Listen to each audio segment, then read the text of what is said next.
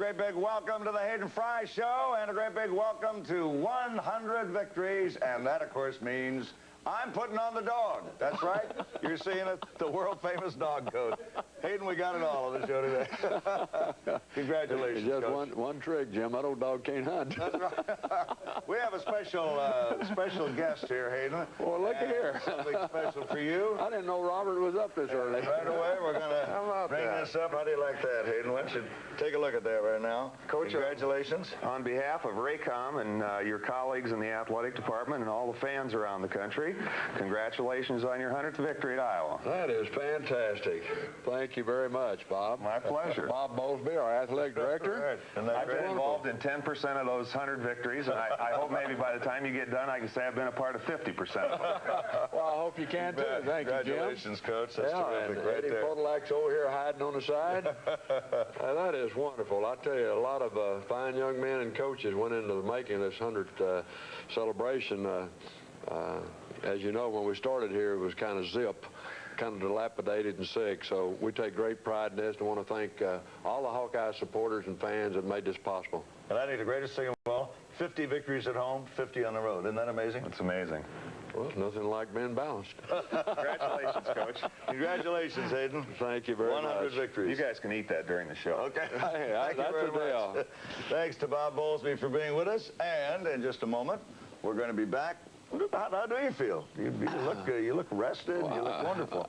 You're one coach. Can you believe, Jim, 1/2 away from a perfect season? That's how close the 91 Hawks came to having a perfect season. And, of course, we've got this great big game with BYU coming up, and we're looking forward to that. But I've never been associated with a team that did more with probably less other than the leadership ability. This is the greatest leadership we've ever had. I think it's the greatest Hawkeye season, Hayden, and congratulations to you and your coaches.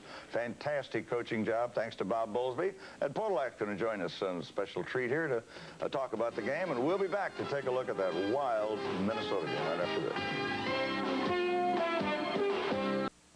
All right, Hayden, as you know, one of your big fans is former Hawkeye star, former Kansas City star, Mr. Ed Podolak, who worked with me.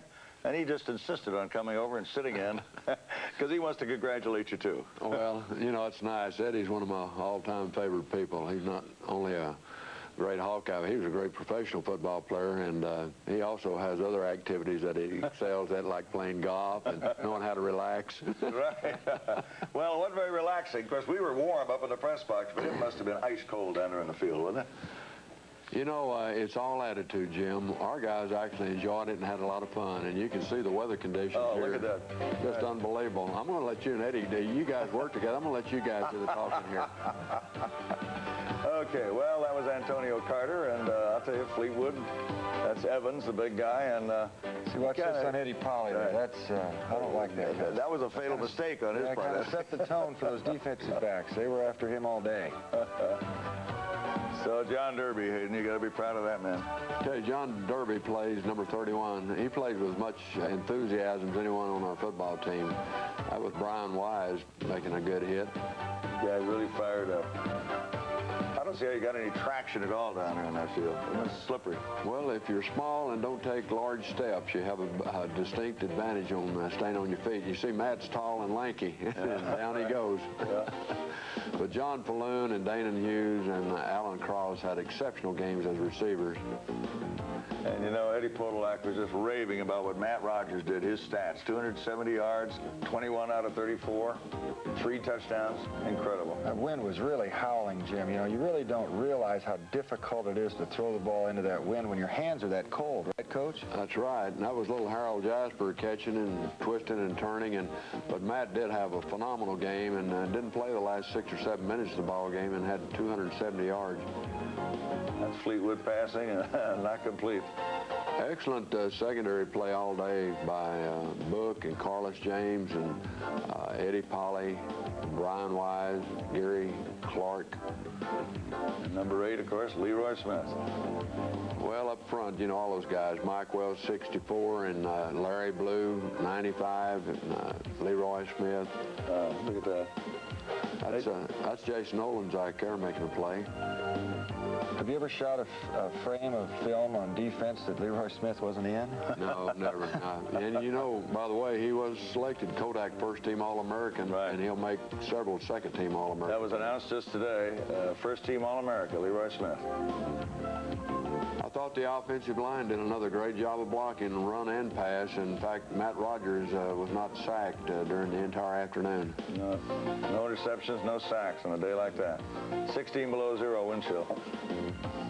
Jim Hyzak and Jeff Skillett did a real good job kicking in this type of condition. A very fine kick into a very strong wind. Yeah, 30-mile-an-hour wind. Lou Montgomery and Kajawa did a good job at fullback blocking, and Saunders did an excellent job running. And of course, you're playing a Minnesota team, Hayden, that's all fired up because their coach was fired. Well, you have to give Minnesota a lot of credit. They played with a lot of emotion, and John Gutekunst and his staff are excellent coaches. It's a shame to see them get fired, but that's what happens in football. Desperation pass. Doug Book catching him from behind. Yeah, we had two guys in the backfield. We put pressure on them all day. Of course, Rod Davis couldn't play, but Jeff Nelson returned and did an excellent job, along with Dumont, Maurier Crane, Bilma. Mike Wells, number 64, probably led the team in tackles. Oh, he just did a terrific job. Carlos is going to tell that guy about shoving him. But Eddie pointed out a moment ago about the wind factor. You can see the wind actually blew that ball down before he got to the intended receiver. Yeah. Hawkeyes with it? That's to Matt Whitaker. That's right up the middle. We were very diversified on offense. We didn't change our game plan. We condensed a few things because of the weather, but other than that, we tried to stay with what we do best. That young man has become, in my opinion, the best tight end in the Big Ten, Alan Cross, and we'll be going back to San Diego where he grew up and played high school ball as a wide receiver. Yeah, he said all his relatives are going to be there. And the best part of it is he's back in next year. That's right. And there's Leroy. Eddie, you like Leroy, don't you? Oh, man. I mean, he's so exciting to watch. It's been tremendous to be able to enjoy him through this season. And he loves the game, doesn't he? Lots of extracurricular activity going on. You just watch ball carrier, you miss about half the fun. And the officials wanted to get it over with, I think. Very definitely. Excellent blocking up front again. Belliser, Devlin, Scott Davis. Over on the right side, Robert Baxley, number 78, one of our all-time best offensive linemen. Dave Turner, Mike Prione. And, you know, all but two of those big linemen come back next year, Jim. That's great. Baxley and Turner graduated, and the rest of those guys come back up front. We do get wiped out of several other positions. How about the turnovers? There's Big Mike Wells again. Right.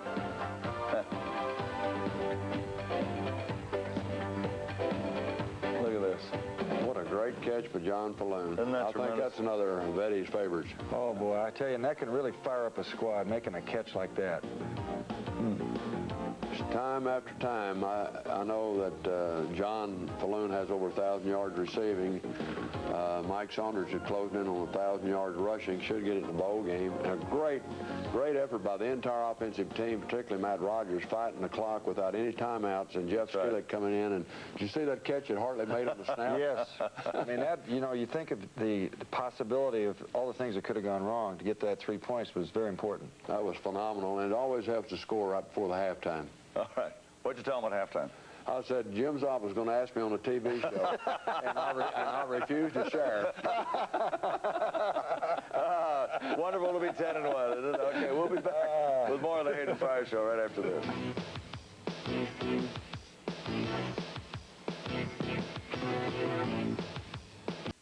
Well, Coach, I'll just say this. Whatever you told them at halftime was the right thing. I let my coaches do the talking. When they talk, the players listen. Well, that was, you know, we were wondering it might be a 3-0 game, but you guys really came out all fired up, and the weather got worse and worse. You got better and better. I tell you, we made some phenomenal drives. As Eddie pointed out about that wind factor, the drive into the wind is probably as good a drive as we've had all year. Yeah, 2 of the great drives of all time. And look at that catch. As Eddie said, that's a big-time catch. It's Alan Cross with people all over him, and he takes a little punishment after the catches, but he always holds on the ball. He sure does. Couldn't say that on that reception, though. Well, you can see how slippery everything was out there, including the ball. Minnesota did a good job. They were hustling and playing hard. Yeah. That Fleetwood against the Iowa defense, top defense in the conference. Now, our guys thought they had 2 or 3 fumbles, and Jason Dumont and all that crew, they were in there. Jeff Nelson. Look at Mike Wells. I think we got that one. They did get that one. Watch us throw and catch. Unbelievable. And this next catch, Coach, I think is one of the best I've seen in college football. Turns completely around to catch it behind him. That's incredible in those kind of conditions. That ball's knuckling, too. You know that. Yeah. Alan Cross. Lou Montgomery, another outstanding game. Lose another one of those guys will be back next year. Oh, look at that. John Falloon. I tell you, Matt Rogers is uncanny. As cold as his hands had to be, and still grip the ball and throw the strikes. You know, 270 yards worth of 3 touchdowns. No interceptions, no sacks. Like this strike right here, huh? Yeah. Look at that. That's an extremely well-executed play to Alan Cross for the touchdown. In the end zone for the TD. The Minnesota defenders a little bit upset with one another there. They're pointing fingers there a couple of times. We slid down on that one. That's Antonio Carter. He didn't make many yards, though. Yeah. I tell you, I am so proud of the overall pursuit of our defensive football team. Teddy Joe Faley and Mike Daly and Matt Hilliard at linebackers all played exceptional games. Of course, I think number 31 is about as good as any in the nation. That's right. We had a few grounded balls there we didn't get credit for. Throwing that old boy up there in the stands. You know, the condition of your defense, Coach, I don't think I've ever seen a team that could play that hard for that long. Incredible. I can't brag on them, Eddie. I still have to run them on cross country. I don't want them to think they're in too good a shape. Mike Saunders and Lou Montgomery, Jim, did not work out during the week with bad ankles, bad feet, and various sundry injuries. Look at this strike here. Perfect. Isn't that beautiful? Now watch him afterwards. Eddie pointed this out on the broadcast.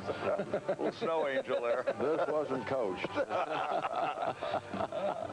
You took advantage of the snowstorm. Real good play again.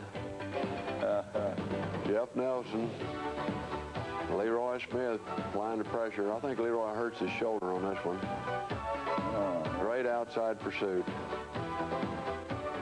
Michael Fleetwood knew he was in a ball game, I'll tell you that. Moses Santos, Doug Scott got in at defensive ends, John Hartley. Little John Falloon making another exceptional catch. Hawkeyes on another one of the drives. Beautiful throw and a great catch. Look at this. He's walking your dog coat. Yeah, walking the dog coat. Look like walking the dog got coat. a hitch in his get along.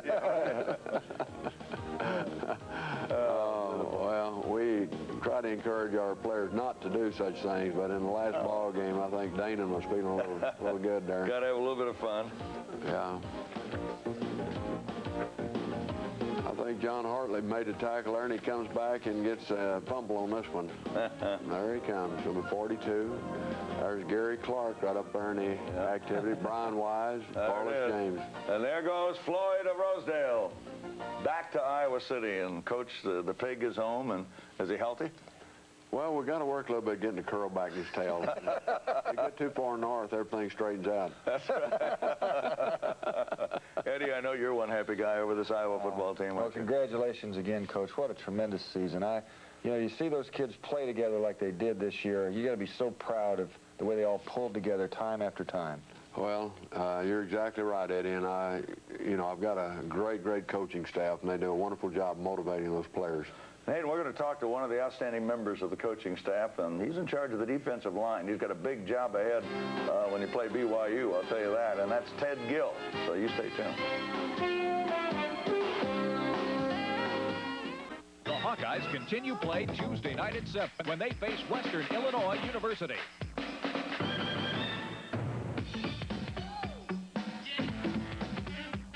Stay Stay with KDSM Fox 17 Tuesday night at 7 as the Hawks take on Western Illinois University live, exclusively on KDSM Fox 17. Coach Ted Gill, Coach Hayden Fry has given you and the new coaches generally a lot of the credit for the success of the Iowa football team of 1991. You got to be happy with this club, particularly the defense. Well, I'm very happy with our kids. They're very exciting to work with. They're very enthusiastic to work with. Just a great bunch of guys to be with. What's the secret of how this defense has come together? I think one of the things has been the family-oriented type situation that we create here at Iowa. I think our kids tend to believe that they can do things, and we try to influence them a little bit. I think they are the type of group of kids that I feel that can really go on and do things when you give them a challenge. How have you changed, you and your new coaching staff changed the defensive concept since you've been here? I think one of the things that we've done through Coach Brazier is try to do things that our kids can do best. And one of the things we try to do is try to see what our kids can do best against everyone else, and try to get them to line up the right way, trying to get them in the right places, and try to just do things that we feel that are just best suited for our defensive kids. And you've faced some, well, your offense has faced some crazy defenses, Iowa, but equally your defense has faced some crazy offenses. Yeah, we have. I tell you one thing, now you take the first 4 games, it's all option. Yeah. And then the latter part of our schedule has been passes, so we've had to adjust quite a bit with a lot of different things we've seen. And the major thing to me is you lose a Ron Gator and a Jason Dumont comes in and replaces them. The depth has been amazing.